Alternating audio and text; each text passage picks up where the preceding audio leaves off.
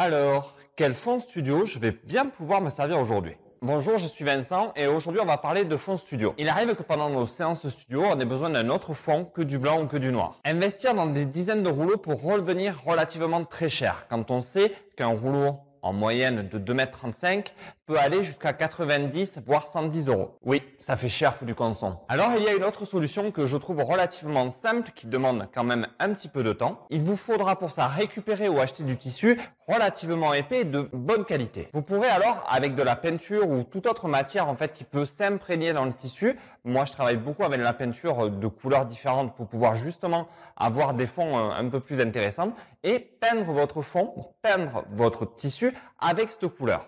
Une fois que vous avez peint ce tissu, que vous l'avez vraiment à peu près bien peint comme vous le souhaitiez, je vous encourage à l'enrouler, à le froisser, à le bouger pour créer des formes. Et vous aurez ainsi un fond avec des formes particulières qu'on ne trouve pas forcément dans le marché, qui sera vraiment votre propre fond. Oui, un petit peu de boulot de ta part te fera pas de mal. L'intérêt d'un fond comme ça, un fond que vous avez vous-même fabriqué, fait que vos photos vont avoir votre caractère. À force de se servir de papier ou tout simplement de se servir de fonds qu'on peut trouver dans le commerce, on commence à voir apparaître des fonds à répétition.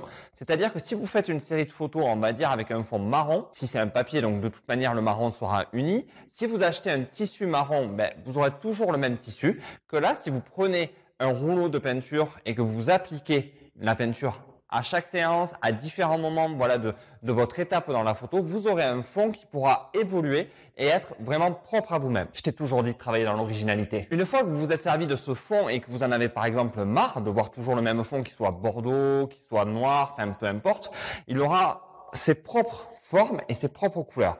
Je vous invite donc encore à repasser de la peinture, mais même d'une autre couleur, peut-être cette fois-ci d'une manière beaucoup plus légère ou à des points bien précis, de refaire un mélange de tout ça, de bien le froisser, bien le travailler, on va dire par terre, en faire un peu n'importe quoi, de le laisser sécher et un nouveau fond vous sera disponible à partir de ce moment-là. Oui, c'est un peu un mode écologique sur les fonds. Voilà, vous avez vu aujourd'hui comment réaliser un fond. Je vous ai expliqué comment vous pouvez obtenir des fonds différents selon vos envies, vos humeurs, selon ce que vous avez autour de vous. Ça peut être tout simplement un bout de tissu suffisamment grand que vous avez récupéré avec de la peinture que vous avez aussi récupéré sur un chantier ou par là. Vous pouvez maintenant créer des fonds vraiment qui vous sont propres et qui n'appartiennent qu'à vous. Maintenant, si tu le désires, je t'encourage à aller dans la description pour télécharger en fait mon petit e-book avec 7 setups simples et efficaces et retrouver 2 vidéos de la formation Votre Studio Photo que je t'offre. Si tu veux recevoir toutes les vidéos de cette chaîne, je t'invite aussi à t'abonner. Et sur ce, je te souhaite bonne création pour tes fonds studio.